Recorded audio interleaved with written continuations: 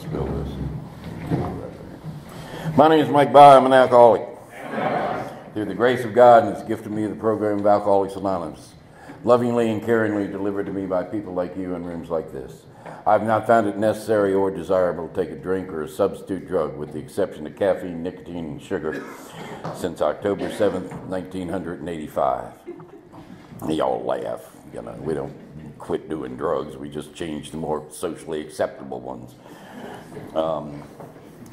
But you don't get arrested for any of those things, which is a real good idea. I'm a proud member, at least for the next week, of the Wadesboro group of Alcoholics Anonymous. And strangely enough, we meet in Wadesboro, North Carolina. And we do that on Mondays, Tuesdays, and Thursday nights at 8 o'clock and on Sunday mornings at 8 o'clock. And we do that at the AA facility, which is in between, on Country Club Road, in between the Country Club and the Old Folks Home. You can get drunk at the Country Club, you can die at the Old Folks Home. We kind of hope you stop in the middle there. But if you happen to find yourself in Wadesboro on a Monday, Tuesday, Thursday night, or Sunday morning, and you can find your way to the AA facility on Country Club Road, you'll find a small but enthusiastic group of drunks, and we'd certainly like to be happy to have you come share your experience, strength, and hope with us, because God knows we need it. I have a sponsor, he has a sponsor, he has a sponsor. I have a rather unique sponsorship situation right now. A number of years ago, I buried 2 sponsors in a relatively short amount of time. And I got sick and tired of burying sponsors because it's no fun. And so I decided I'd pick a younger guy as a sponsor so I could outlive him. Now, it's not a problem, and he doesn't have as much sobriety as I have, but I have a lot of respect for his program, and I have respect for him as a person, and he's a good friend. And so it seems to have worked out so far, but there's one problem I see coming down the road. The problem is that I sponsor his sponsor. Now, the really sick drunks over here understand the problem. Their mind works like mine, and they go right to the problem. The rest of y'all probably can do with a meeting or 2 a week, and you'll be fine. For those of you who don't understand the problem with that, you got to think about it for a little bit. And if you think about it, suppose I go to my sponsor with a really tough problem.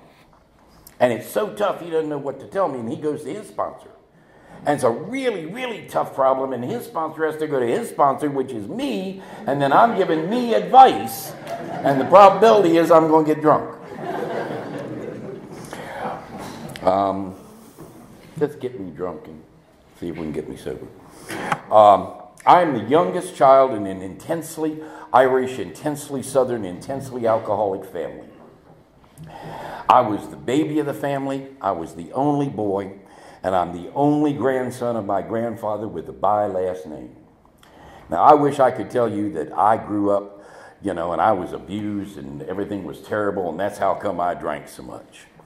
And that would be a lie. I was absolutely adored by my family. I grew up like a little prince of Connemara. You know, you got an Irish alcoholic Southern family with a little red-headed boy with blue eyes, a twinkle in his eyes, and blarney in his mouth, and you are just worshipped. I mean, it was like growing up being Jesus. It really was. And you know, I'll tell my joke. You know, there's proof that Jesus was Irish. And he didn't leave home till he was 30. Okay. When he did, all he did was run around with a bunch of guys. And he thought his mother was a virgin, and she thought he was God. And that's how it was being me.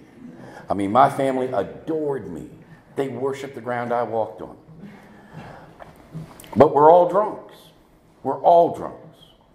You know, I have alcoholic grandparents on both sides.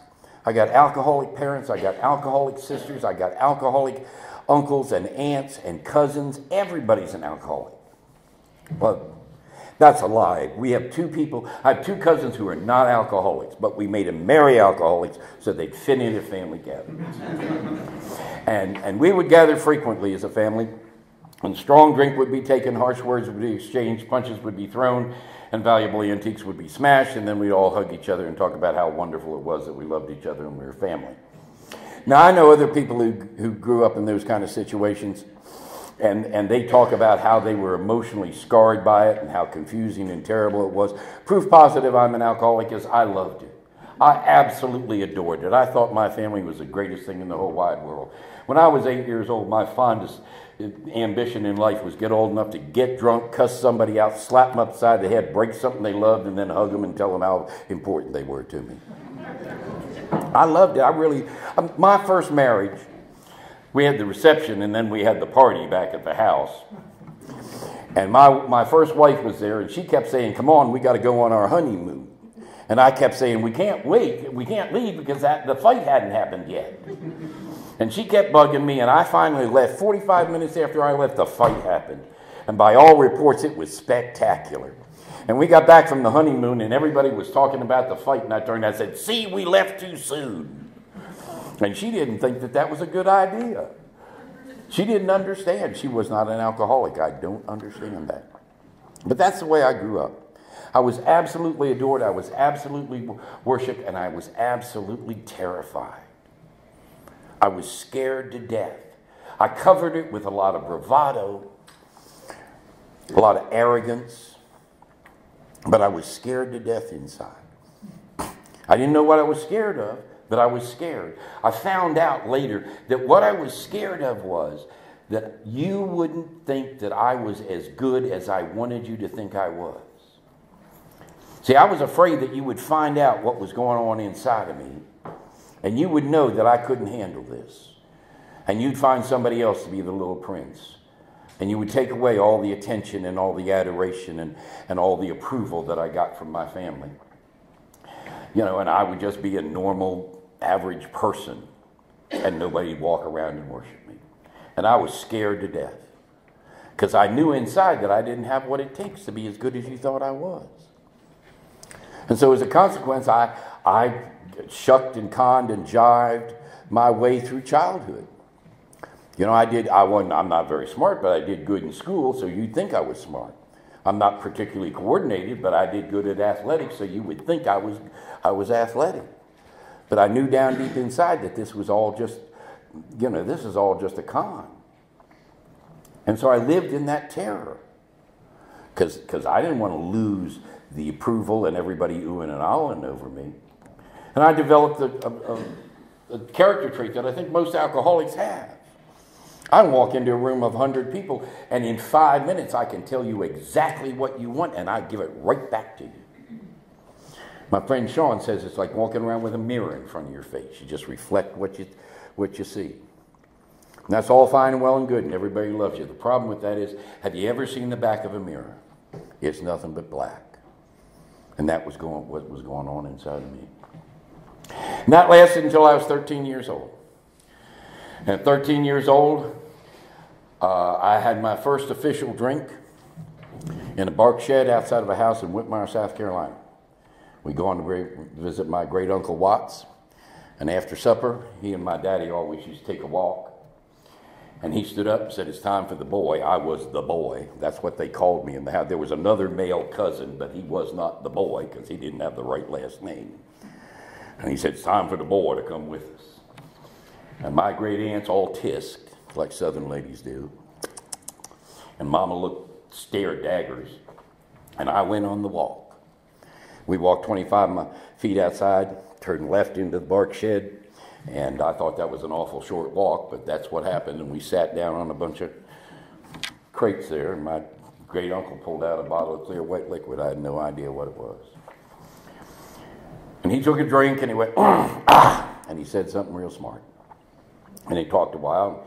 He gave the bottle to my daddy, and he took a drink and went, and he said something real smart. Now, I'm a chameleon. I fit in real quick, and I figured out what you do is you take a drink of whatever this stuff is, and then you go, and you say something real smart. And like any good alcoholic, I was making up what the smart thing was in my head. I'm rehearsing it so it sounds good.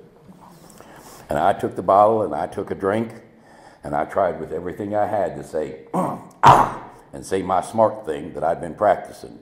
And it came out something like, And two things happened at that point in time. First thing is, I promised myself I would never, ever, ever, ever, ever drink any more of that stuff. And the second thing I figured out was that that my great uncle and my father had figured it out. And they knew that I didn't have what it took to be the little prince, let alone to become king. And they were going to kill me with this stuff and bury me in the woods somewhere in Whitmire, South Carolina. And anybody asked, they were just going to say, he wandered off. We don't know what happened to him. With everything I had, I handed the bottle back to my great uncle. And I sat there and nothing happened. Nothing happened. I mean, you know, the skies didn't open, the angels didn't sing, the miracle didn't occur. They took drinks and talked for a while. About 10 minutes later, that bottle came back around. And in that 10 minutes, one thing did happen. There was a little tickle down in the bottom of my tummy. Now, I always describe it this way. I know it works for the guys. I don't know if it works for the girls. But it's kind of like the first time you kissed a girl. You don't know what you did. You don't know if you did it right, but you can't wait to do it again and see what happens next. And for the first time, I changed my mind about quitting drinking. And I got the bottle and I poured as much of it down my throat as I could, and I coughed and I gagged and stuff came out my nose, and I gave it back to my great uncle and I waited. Now, we have two kinds of alcoholics in Alcoholics Anonymous. We have type A alcoholics who tend to be alcoholics from the first drink, and type B who have a period of social drinking followed by a decline into alcoholism. I'm a type B. I had a period of social drinking. It lasted 10 minutes. Closest I've come to a social drink since that day is somebody say, I think I'll have a drink, and I'll say, so shall I.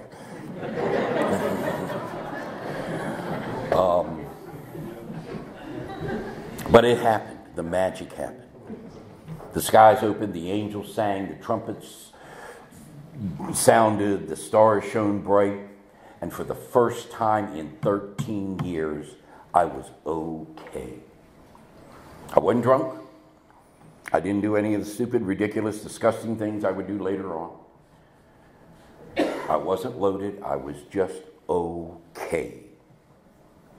My friend Cliff says that any good alcoholic, after 10 minutes of drinking, gets 8 minutes of okay. And I got my first 8 minutes of okay. I was a man among men. I was the little prince of Connemara, and I looked over at the king and thought, if you don't retire soon, I might just stage a coup, because I'm going to take over, by God. The way I like to describe it now for me is, it's like that feeling that we all get where you go, I got this. For the first time in my life, I got this. I didn't drink again for about 6 months, 7 months. Parents went out of town. Sisters had a party. My sisters are both older than I am. They invited their friends. All the guys driving the cool cars, like the Corvairs. That shows how old I am. All the girls with the bumps in all the right places. And I was going to come to the party. And I was nervous and I was afraid. And I needed to get okay, and I got okay. And I impressed all the guys with my vast array of knowledge on a variety of subjects. And I charmed all the women with my clever repartee, and then I vomited all over everybody. Decided I'd borrow my daddy's brand new Gran Turismo Hoke automobile that he loved, 3 days old, that he loved more than anything else in the world, including the boy. And I drove it around the neighborhood, 14 years old, drunk, with the greatest of care, and I cautiously parked it in the creek in front of our house. And then I went upstairs and I passed out, and the next morning I got up and came downstairs, and there were my sisters, and I said, when are we going to have another party? And one of them said, if we have anything to do with it, you'll never have another party as long as you live.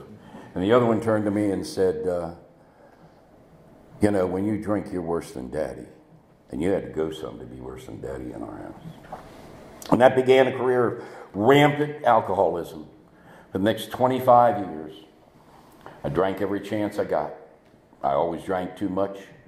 I always acted bizarre. Strange things happened, all sorts of unfortunate side effects. In 1968, I was invited to the rooms of Alcoholics Anonymous. I was a student at Union Theological Seminary, and I had gotten drunk one night and done some things that probably weren't appropriate for seminarians. And it was suggested to me that I might want to go to AA, the way that people suggest you go to AA.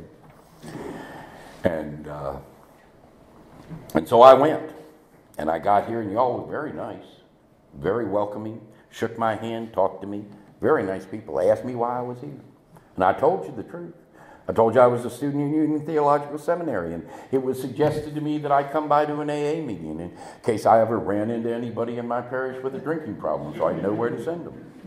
But I had had 3 beers on the way over there, and there were 3 more in the car to get me back home, and I suspect that you all got the idea that that wasn't quite why I was here, because on the way out, a guy named John put his arm around me and said, "Mike, you know, we have a God-given program here." I said, "Yes, I know, John."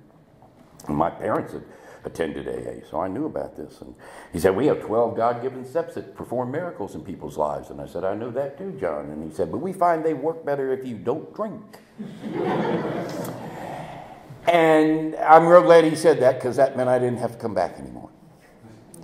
And, you know, I ran rampant. I went absolutely nuts. You know, I was a traveling drunk, and I was a blackout drunk. And that's a bad combination. You keep waking up places, and you have to ask the 3 questions, you know. Who are you? Where are we? And what are we doing here? And God knows how many times I asked. You know, I've woken up in beds and felt a body next to mine. I promise somebody I don't. And I prayed the prayer that every drunk prays. You know, I don't care how old, how ugly, how fat, how awful. Just please, God, make it a woman. You know, and y'all laugh, but, you know, we drink and all bets are off, you know. I will say that up until this point, you know, and you never say never, but up until this point, God has always answered that prayer the way I wanted him to.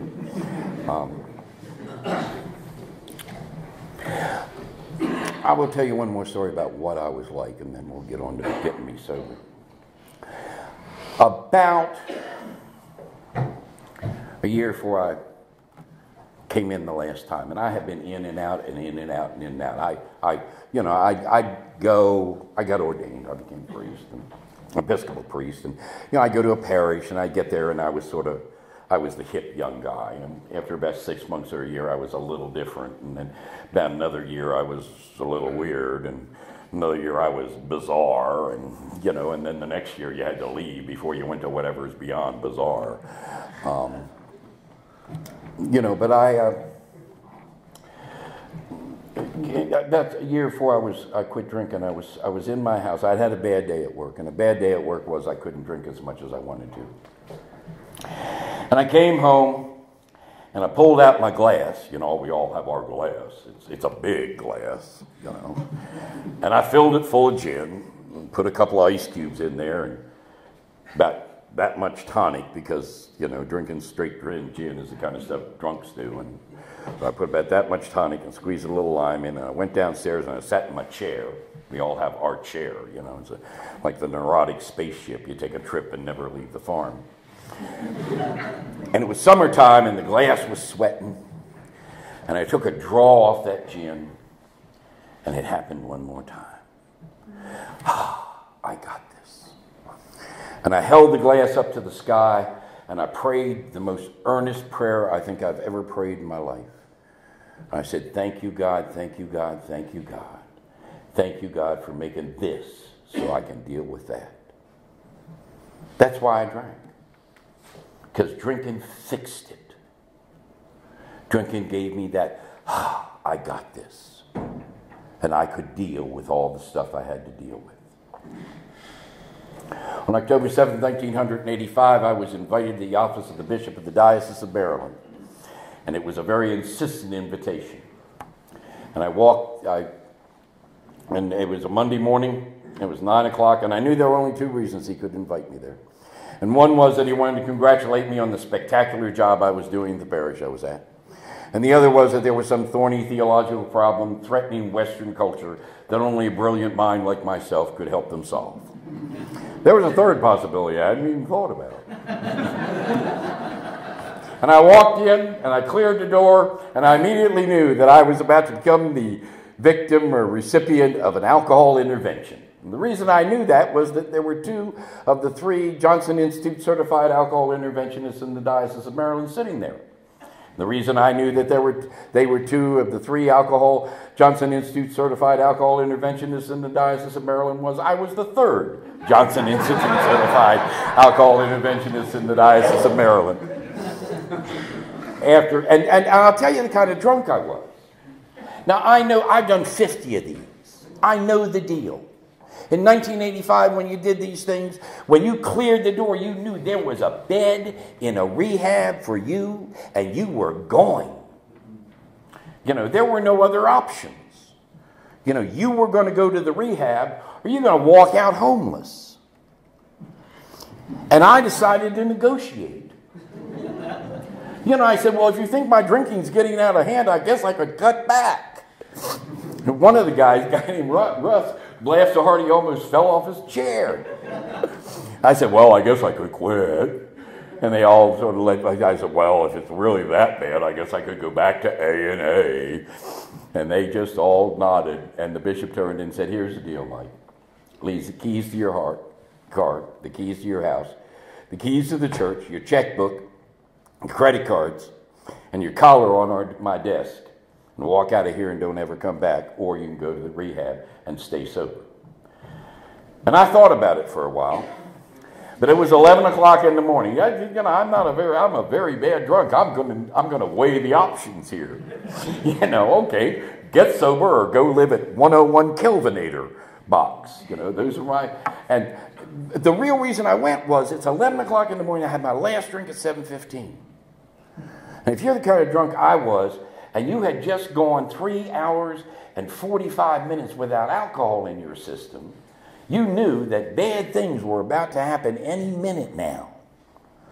And I knew in my pocket I had $1.25. And I knew $1.25 was not going to fix what I needed. And I'd been around Alcoholics Anonymous enough to know that there's a time-honored tradition that if you take somebody to the drunk farm, you got to stop and get them a drink. And so I basically went to rehab in order to get a drink. Got in the car and said to the guy's name was Mike, and I said, Mike, you know we have to stop and get me a drink. He said, I know. We stopped and we got me a couple of beers and a half pint of scotch. And we got to the rehab and I was, I got this. And I knew automatically that, you know, 3 days here and these people who were professionals would understand that these were well-meaning but terribly misinformed folk. And they would decide I'm not an alcoholic and let me go. 36 days later, in a 28-day program, I was allowed to go home. I don't know what the difference was. I have no idea. But I know one thing that did happen was that while I was in there, the drunks in Alcoholics Anonymous in Annapolis, Maryland, several of whom were my parishioners, got together one night, and the discussion evidently, as I was told, was, what are we going to do with the drunk priest? And what they decided to do was to find the meanest, nastiest, ugliest guy in Alcoholics Anonymous in Annapolis, Maryland, and make him my sponsor. And I'm not real sure whether they were trying to punish him or me, but they got both of us. He was not impressed with me, I will tell you that. I called him. I had to call him before I leave, and I called him, and I said, hello, and he said, hello, and I said, this is Father Michael Bai, and Bar Stonebreaker, and Doc Ridley, and Sonny Niceweiner asked me to call you. And he said, what? Because he had this whiskey voice. I said, Doc Ridley's Bar Stonebreaker, Sonny Niceweiner told me I need to call you. He said, what? I said, I'm Mike Bai, and Doc and Bars and Sonny said I had to call you. And he said, are you that damn drunk priest they stuck me with? Somebody talked about the welcome in AA. You know? It's just so wonderful, enveloped in love. So we talked. He said, when are you getting out? I said, Thursday. He said, good, we can go to a noon meeting. I said, well, I'm not sure when my ride's coming to pick me up. He said, okay, we'll go to the Birdsville meeting. I said, okay. He said, I'll come by your house, give me your address. I gave him my address. He said, I'll get you at 7 o'clock. I said, Bob, the Birdsville meeting's 5 minutes from my house. and it's an 8:30 meeting. He said, yeah, I'll get you at 7. Click. That night at 7 o'clock, Thursday night at 7 o'clock, he beat on my door. And I opened the door, and there was my sponsor. Now, I've been around Alcoholics Anonymous long enough to know something about sponsorship. And in order to have a good sponsor-pigeon relationship, you got to have somebody you can relate to, somebody of similar background and education and interest so that you can bond. You know, now I know I'm not much now, but by God, when I got here, I was something. I mean, I have degrees from a number of prestigious, world-famous universities. I've done postgraduate study in Europe, by God. You know, I've testified before both houses of Congress. At one time, I had an article done on me on the front page of the religion section of the Washington Post, above the fold, as the hip young priest in D.C. I'm somebody, by God. There was my sponsor. Bob T. stood 5 foot 6 inches tall. He weighed 220 pounds. There was not an ounce of fat on him. He had biceps the size of my thighs. He had slick back hair, and he had bad dental work, and he had tattoos head to foot. And in 1985, I didn't do tattoos. He looked at me and said, "Get in the car." I said, "Don't you want to meet the family?" He said, "I'll talk to them when you're not around." I was not very happy about that. He said, "Get in the car." I looked out there in my driveway. I'm somebody. There in my driveway is a 1967 blue and Bondo colored vehicle, Mercury. I walked out and I tried to get in the passenger side, and the door was not working. And any decent human being would allow you to slide in through the driver's side, not my sponsor. He crawled in through the damned window. Got in the car, he started it up, backed up, and I found the most interesting part of his vehicle was that the passenger seat was not attached to the body of the car. So he went backwards, he went forwards, he went forwards, I went backwards. I haven't had a drink for 36 days. I am in a car with an animal with tattoos, and I'm going to die on my way to an AA meeting. I was not happy. We got there at 7:05, just like I told him. And we talked. Well, he talked, I tried to talk, he cared less what I had to say. I told him, "I'm working on my 4th step, Bob." He said, "No, you're not."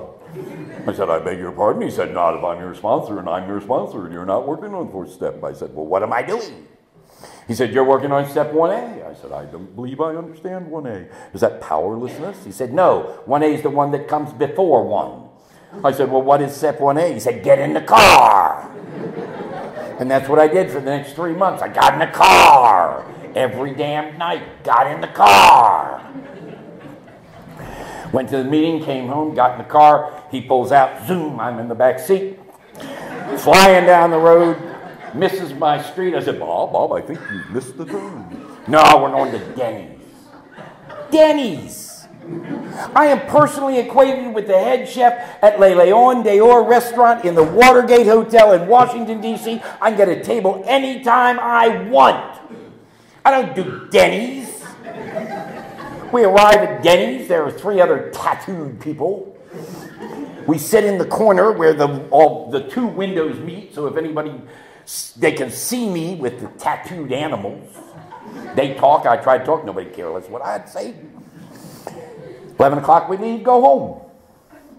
Dawson said, "Pick you up tomorrow night." That's all that happened. It was awful. It was terrible. Did it every night. I wasn't allowed to talk. I had all sorts of important things to say. Bob told me I wasn't allowed to talk. Nobody could care. We could care less what you have to say. I said, "Why?" He said, "Anything else a lie." A lie, I'm a priest. I tried to talk once. I was at a step meeting.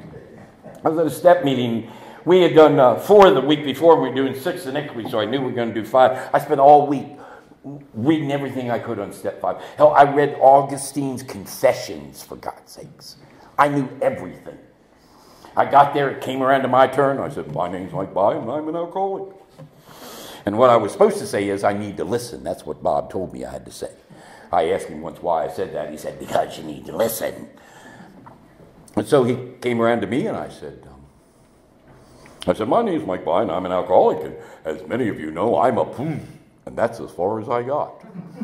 And from across the table came the melodious tones of my sponsor. "That's a lie." And as I'm sinking under the chair to try to hide in the pile, I say, "I need to listen." And everybody in the room erupts in laughter. They say we don't laugh at the newcomers. Well, we don't, but we laugh real near them, by God. But I did what I always did in AA. I pretended. I pretended to be an alcoholic. I pretended to work the steps. I pretended. I hated it. I hated you people. I hated the laughter. There wasn't a damn thing funny in my life, and you all are laughing. You know, I hated the meetings. I hated the fellowship. People come by and say, how's it going? I do what I always, oh, it's going great. Wonderful program here. Saving my life. Just absolutely spectacular. Go home, drop kick the dog across the living room rug and chase my children with bats and knives because I didn't like the way they said thank you. I was crazy. Hey, I didn't have a drink because a drink would make me okay. I didn't have a program. I didn't have anything. I was insane. I tried to drink. You know, I kept coming up with schemes to drink, and every time I tried, something interrupted me. I'm headed to a bar in the Annapolis Mall, one of my favorite bars, 2 o'clock in the damned afternoon. Get in there, have a couple of drinks, get out. Hell, nobody's gone by, 5 o'clock in the afternoon. I'm fine. Nobody will know. On my way, here come 2 people. Hey, Father Mike from AA. This is wonderful. We can have a little meeting. I don't want a little meeting. I want a Bloody Mary in there, by God. And they wouldn't go away. And finally I said, well, I have to leave. And I left. I went on a conference, got on a plane, 25,000 feet in the air. And Bob took me to the airport and slapped a big book in my hand because he said, did you pack your big book? I said, no, I didn't pack my big book. He said, I didn't think so. Wow. So I get in and I sit down in the chair there. Boom, there goes the big book. And I have decided I'm going to drink on the plane. I spent 2 weeks practicing how to order a drink on an airplane without looking like an alcoholic. You got to be real casual. You got to be reading your paper. And she says, "Can I get you?" Yeah. Let me have a Tanqueray and tonic. I'll make it a double. Very casual. If you go, well, yeah, I want a drink, they'll know. And they, So the little stewardess comes by and she gets to me and I got my paper up and she says, "Can I get you anything?" And I go, And I waited too long, and she looked down, and there was the big book of Alcoholics Anonymous. And she said, "Is that your book?" And I said, "Yes, that's my book." She said, "It's my book." I said, "No, ma'am, it's my book." She said, "It's my book, too." And I said, and she's doing this, and I'm going, "No, it's my book." And she said, "No, it's mine, too. I'm a friend of Bill's. This is great. And when I finish, I'll come back, and we can have a meeting." I don't want a meeting. I want a double Tanqueray and tonic, for God's sakes. But I couldn't drink. Every time I tried, God intervened. Finally, I'm 10 months sober. I'm crazy. I got 3 options. I can drink, I can kill myself, or I can kill a large number of other people. And I liked option 3. Blow up the Bay Bridge on the weekend, Memorial Day, watch them all die in the bay. And I did something. Now, if you came here like I came here time and time and time again, and you came here to get the heat off, you came here to just get everybody off your back. I got a white chip. Isn't that great? My uncle, who died with 17 years sobriety in this program, I said, "I got a white chip once, Uncle Joe." And he said, "Big deal." I said, "What do you mean?" He said, "Hell, your father has 27 of them upstairs, and he's still drinking." So I would come and steal your white chips and shuck and jive. And if you're here doing that, you got to get your paper signed and your license back, and the wife's got to let you in the big bed and all that kind of stuff. Don't ever do this. Don't ever do this. I told my sponsor the truth. It was a terrible moment in my life.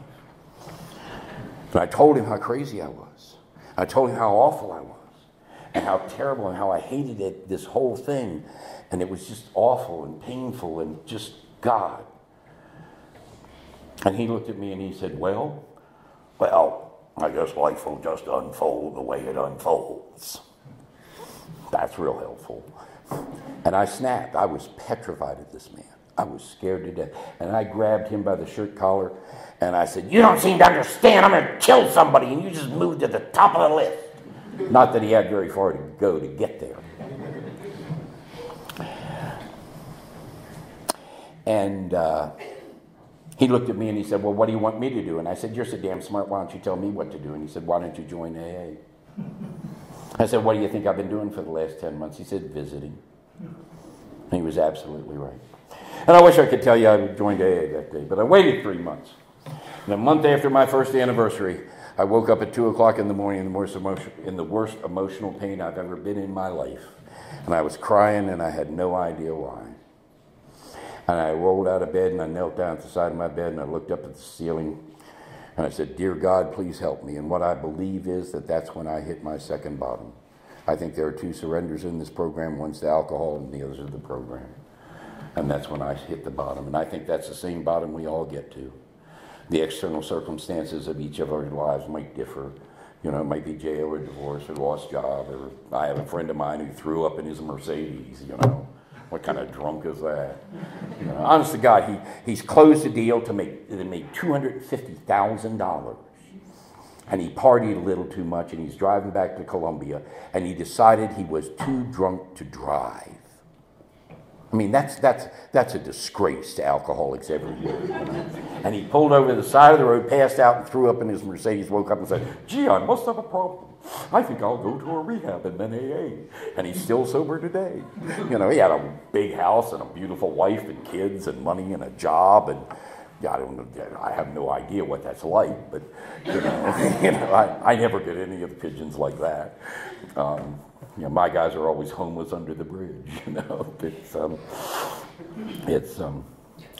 you know, I told somebody once. I said, I want a sponsee that has a wife, a home, no outstanding felony warrants, and all his teeth.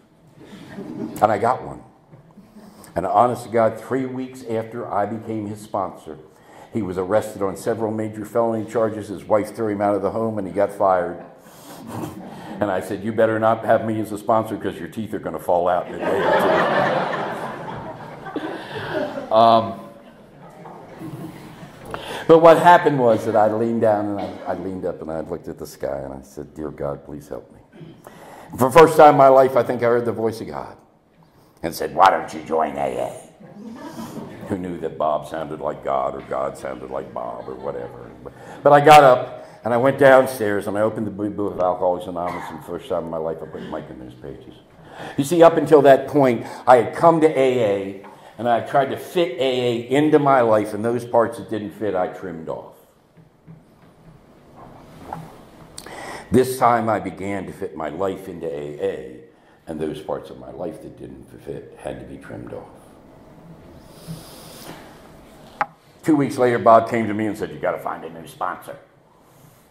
And I said, "I beg your pardon?" He said, "I'm going to Florida to build my retirement house, and I'll be gone 4 months." Inside, I thought, I said, "Oh, Bob, that's too bad." Inside, I'm going, "Thank you, Jesus." I mean, you know, I'm so, oh, God. And he looked at me and I said, "Well, we can just do this via the telephone." And he said, "Nah, as sick as you are, you need somebody to get their eyes on you every day to tell you how bad you're lying." He was a nice guy. And so he gave me 3 names. And one of them was a guy named Bill W. And he was a California drunk. You know, he's kind of laid back. He laughed at everything. He's calm and relaxed and easy going, and I'm thinking, that's my sponsor. And I asked him, and 2 minutes after he became my sponsor, he turned into the same rotten SOB that Bob was. Yelling at me, calling me a dummy, and just raising, God, it was awful. He's mean. God, he was mean. But what he did was he took me through the 12 steps of Alcoholics Anonymous, and we did them for real for the first time in my life. And in the first step, he taught me that my mind is like this, and the world is like this. And when that mind meets that world, I have what's called cognitive dissonance. That's a fancy term that means that things don't match. And I get worried, and I get anxious, and I get afraid, and it's crazy, and I'm going to kill somebody. And he said, all my life what I've been doing is taking the world and going by drinking. And when that happens, it matches up and everything's fine. And he said, here in AA, what we're going to do is we're going to leave the world just the way it is, and we're going to take your mind and go. And that works. Problem is, my mind's like a rubber band, and it keeps boing and bang. So I have to keep coming back here and working steps, and we dealing with drunks. And so my mind keeps getting readjusted. Because it's an everyday process for me. You know, I asked my sponsor how many meetings I had to go to. After I finished 90 and 90, I said, I done 90 and 90. And he said, yeah. And I said, well, how many meetings am I supposed to go to now? He said, it's a simple thing.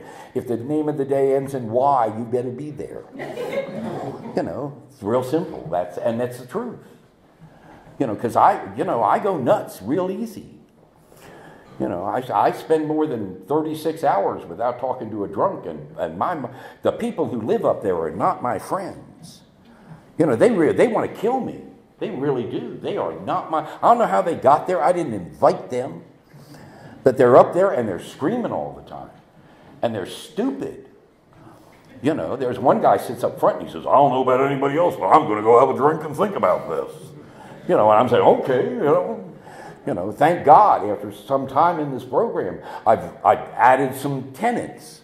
You know, they've been to AA and they say, you know, maybe we ought to think about this for a minute or two. You know, maybe we ought to stop by a meeting before we stop and get that drink. You know, but I mean, you know, I'm just as crazy as I ever was. And I have to be around people like you in rooms like this to keep that under control.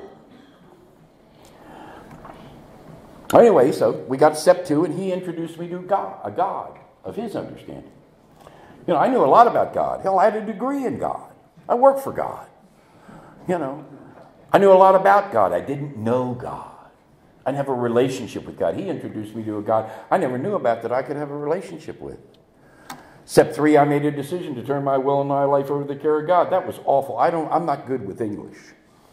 You know, it's the only language I speak, and I don't speak it real well. And, you know, when they said, turn your will, you made a decision to turn your will and your life over to the care of God, I heard, you know, perfectly conform your life to the will of God in every aspect. And when you get done doing that, then you can do a 4th step. And that isn't what it is. And he explained to me that all step 3 is a decision to turn your will and your life over to the care of God. And the way drunks do that is 4, 5, 6, 7, 8, 9, 10, 11, and 12. You know, other people have spiritual experiences. They go to church, they go to monasteries, they get on tops of mountains and meditate. Drunks do 4, 5, 6, 7, 8, 9, 10, 11, and 12. That's how we turn our lives over to God. You know, and then I got to write a list of all the, you know, terrible things that went on in my head. And then I got to tell, you know, the plumber stuff I wouldn't tell a $200 an hour psychiatrist, for God's sakes, you know. And then I got to 6 and 7, which are always my favorite, you know. We're entirely ready to have God remove all my defects of character. You know, I don't want that. I don't want you to remove my defects of character, but I might need them someday. You know, what I want is, you know that shelf high up in the top in the closet in your mother's house? Where she puts the stuff that she's really not going to need but doesn't want to let go just in case she needs it sometime. But it's out of the way. That's what I want with my character defect. I want them up there in the top shelf. You know, they don't embarrass me. They don't show. Nobody knows about them. But if I need them, they're there. Because suppose I'm driving down the road and so-and-so cuts me off. And I go for my anger and God's taken it away. What am I supposed to do? Just let him go on? You know. Suppose I get into some really gnarly situation and you know, I need to come up with a really good lie to get out of it. And I go for my dishonesty and it's not there. You know, God only knows what's going to happen. And suppose some good-looking girl comes into an AA meeting. You know, I reach for my lust and it's gone. Hell, I can't even talk to her about blah, blah, blah, blah. You know, I don't want that. But thankfully, with Bill, I understood that if I'm going to get sober and get some peace in my life, I have to be willing for God to take them all away. Now, he hasn't, which is the reason I get to keep coming back here. You know, and in 7, they talk about that. You know, there's that loophole. Please remove from me every defect of character that stands in the way of God and my fellows. Well, evidently some of my defects are useful to him. And when I do a 7th step and I wake up and they're still there, and I say that prayer and I say it every day, and they're still there, then I got to figure out how God wants me to use those. You know, what's the purpose? Because they're still there. Purpose is usually gives me something to work on and grow, and provides, you know, something that I can share with another alcoholic who's suffering with the same stuff. You know, some people serve as an example. Some people serve as a warning. I've served as a warning plenty of times. 8, I made a list of all the people who screwed me over all my life, and I might have just retaliated a little bit, not near as much as they deserve. And then I went and told them I was sorry, did all I could to make amends today. And then, I do that on a daily basis. I get to pray to a God that I didn't know anything about when I got here. At the end of it all, having had a spiritual awakening, I get to get woken up at 2 o'clock in the morning by some damn drunk who needs to go to detox, pick him up and let him vomit all over my car, and I get a simulated bronze medallion. Ain't that wonderful? But what I also get is I get peace. What I also get is I get joy. And I get to hang out with you people in places like this, and I get to laugh. When I got here, I hated the slogans. I hated them. God was like, you died and went to Hallmark, for Christ's sake. And today, I live by them. I found out that the reason they're short and catchy and boring and trite to intellectual giants like myself is because they work. As a result of this, I have been given a life that is just unimaginable. I've been restored to a position of respect in my profession. When the bishop invites me to Raleigh this time, it's not to yell about stupid things I did when I was drunk. What it is usually it's to ask me, what are we supposed to do with that drunk priest and so? And my answer is just kill him. It'll be easier for everybody. I've been restored to a relationship with my family. I'm gratefully still married to the lady I was married to when I walked in these doors. I have a relationship with all my children. I've been given peace. But the two things that I've been given, I think that I value the most, are first, I've been given a relationship with the God of my understanding. I think I've always wanted to hear the voice of God. I used to think that, if you just leave a damn note on the refrigerator like everybody else, it would be okay. And it took me getting into Alcoholics Anonymous to hear the voice of God. And I hear the voice of God anytime I walk into a room. God's an alcoholic. Did you know that? And I have proof because I've heard him speak in closed meetings of Alcoholics Anonymous, and only drunks are allowed in there. See, all I have to do is listen very carefully, and I hear the voice of God. And some days it sounds like Tom, and sometimes it sounds like Wallace. Sometimes it sounds like Paige, and God, every now and then it even sounds like Steve. It's really scary.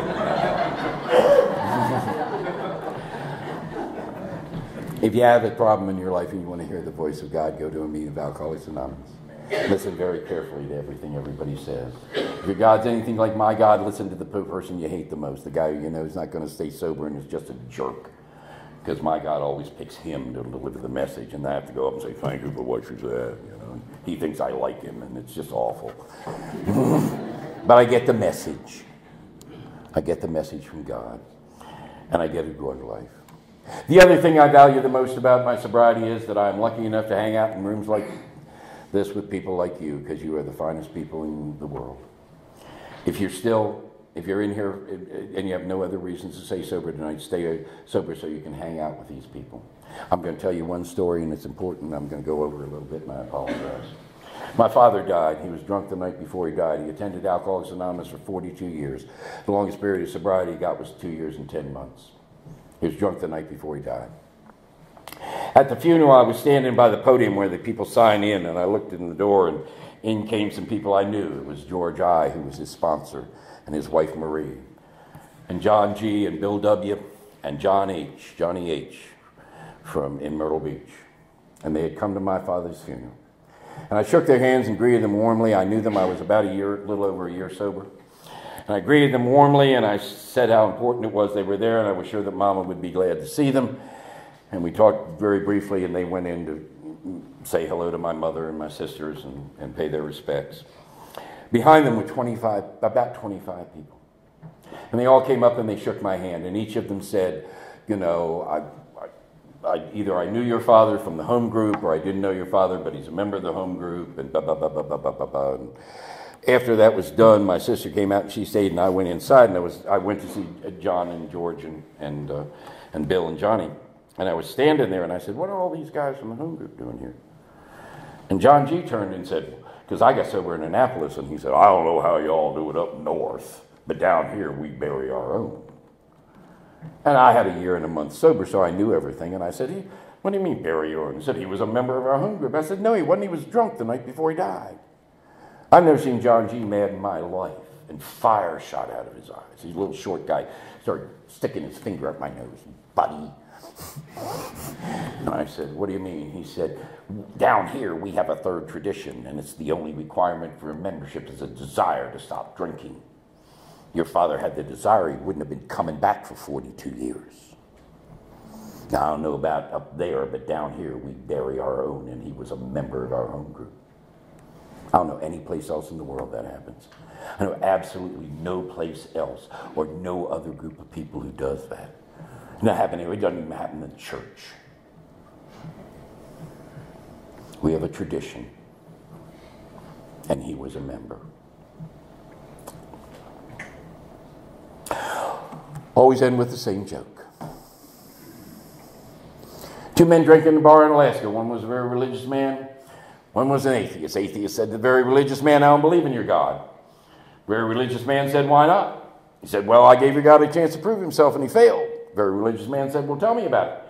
Atheist said, well, about 3 months ago, I was stuck 150 miles north of town in a blinding snow blizzard. And I was lost, and I knew I would die, and I knelt down in the snow, and I looked up in the sky. I said, dear God, if you're there, please help. Very religious man looked at him and said, well, surely you must believe you're here. Atheist said, no, some damned Eskimo came along and showed me the way back to town. 29 years ago, I was stuck in a blinding snow blizzard 150 miles north of town, and I was going to die if I didn't get some help. And God sent an Eskimo by the name of Bob T. to show me the way back to town and take me to a meeting of Alcoholics Anonymous.